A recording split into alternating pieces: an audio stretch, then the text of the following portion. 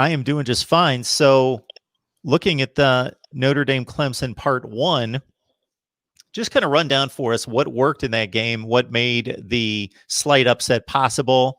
We know what the Clemson personnel situation was, but just focusing on the Fighting Irish, what made you feel so much better about this football team and answered some questions leaving South Bend after Clemson left town versus, having some doubts going into the game? I think first and foremost, they were able to move the ball effectively against an elite football team, and that's something that when they've gotten to those games in the past, whether that be Clemson, whether that be Alabama, or just sometimes at the end of the year, whoever they play in their bowl game, no matter who it is, they seem to struggle moving the ball against those elite teams that get the elite recruits. And their offensive line's obviously very good this season, just like it is pretty much every year, but they seem to maybe get a little bit more push than usual. And then obviously the running attack has been great. So being able to run as effectively as they have against pretty much anybody that they've wanted to this year. And obviously, specifically talking about the Clemson game the first time around, they pretty much had their way on both sides of the ball on the line of scrimmage. So I think that's really where it is. I mean, Notre Dame says they want to win in the trenches, and I think over the last couple of years, that's starting to be an actual thing that they're doing on a consistent basis, and it proved in that first Clemson game for sure. So basically, in knowing what they didn't bring, and Trevor Lawrence is the obvious personnel difference, but they threw for 439 yards with DJ Uiagalelei and, of course, missing 3 starters. But how do you think that this game could change in regards to style, approach, how it may just look a little different, even if Notre Dame's able to pull off another win? Right. I mean, I think from the offensive side of things, Notre Dame's going to be able to move the ball pretty effectively, even with Clemson getting some guys back. I mean, I think their offense is really, I guess bulletproof, for lack of a better word. I mean, I think pretty much anybody in the country, they can move the ball effectively. Whether that means they score touchdowns or settle for field goals in the red zone or something like that, that's maybe a different question. But I think they'll put up some yards.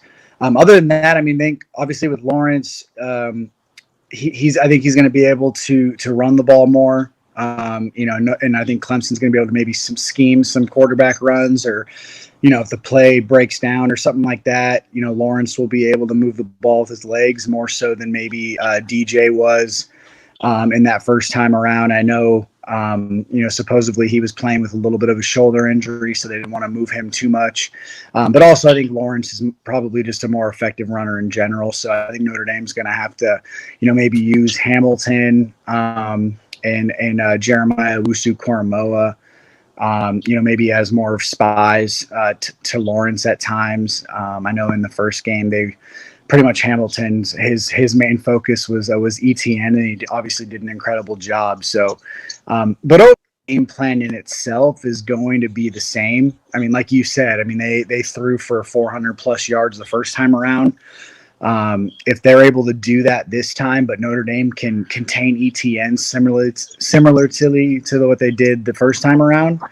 Then I think the game has a chance to be, around the same score. I mean, I'm not going to predict a win per se, but I think it should be a close game if they're able to do a lot of the same things they did the first time around. So with Notre Dame, I think maybe a lot of things come into play that has developed this tight end position down through the years. Maybe it's flat out, you recruit great tight ends in high school. They become typically tremendous players at the collegiate and the NFL level. Maybe on top of that, having not necessarily always having that take the top off the defense wide out, that you become more reliant on the tight end position in the passing game. Maybe it's a development. They really have a position coach that can develop tight ends.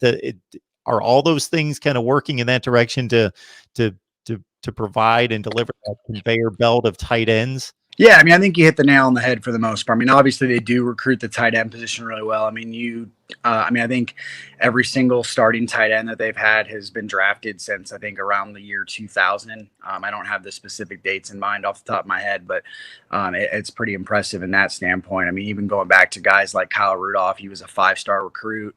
I mean, Tyler Eifert was an in-state kid, but, had some athletic ability. He was maybe one of the main guys that turned out to be a dude that wasn't necessarily highly regarded coming out of high school. But then, Michael Mayer was a 5-star this past season, just as an example there. And, Alize Mack a few years back was a top 50, 60 player coming out of high school. So they definitely recruit the position really well. But I mean, at the same time, I think you're right in regards to, how they try to win football games. And Kelly has kind of stated that here specifically over the last couple of years.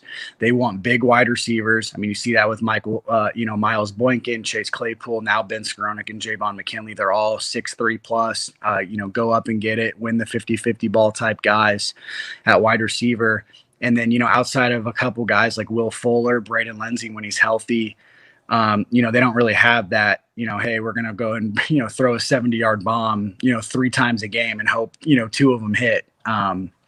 That's just not really how they win football games. They want to, play with 11, 12 personnel, run the football well, have obviously really good blocking tight ends. And like I said, guys that can go up and win the 50-50 ball. And that's kind of where they get their big plays from.